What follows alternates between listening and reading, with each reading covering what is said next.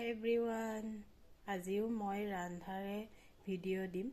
সেইটো মোৰ ছোৱালীজনীৰ ডিমাণ্ডত। কিনো ডিমাণ্ড কৰিছে আহক আপোনালোকক দেখুৱাই আছোঁ। বিট কাটি মিক্সি বাতি এটাত দি দিছোঁ। সেইটো প্ৰথমে গ্ৰাইণ্ড কৰি লওঁ, তাৰপিছত কিনো বনাওঁ সেইটো আপোনালোকক দেখুৱাই আছোঁ।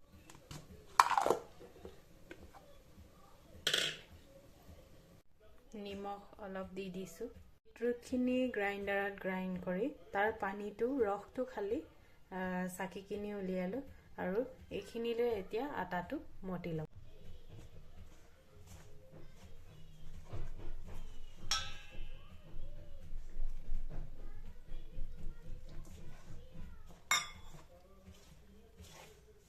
অলপ অলপকৈ পানীটো দি কিনি মতিছোঁ। একেবাৰে ঢালি দিলে একেবাৰে বহুত বেছিকৈ হেৰি হৈ যাব, ঢিলা হৈ যাব। সেইকাৰণে অলপ অলপকৈ পানীটো লৈ ঢালি চাওকচোন কি ধুনীয়া কালাৰ এটা ওলালে। পিংকি পিংকি হৈ গ'ল। মোৰ ছোৱালীজনী এনেও পিংক কালাৰ ভাল পায়। তাইৰ মানে কৈ থকাৰ কাৰণে মই বনাই দিছোঁ।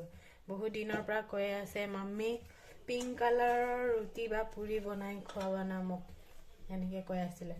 আজিৰ পৰা তাইৰ স্কুল খুলিলে, যিহেতু স্কুলৰ পৰা আহিলে সেইটো বনাই খুৱাম আৰু।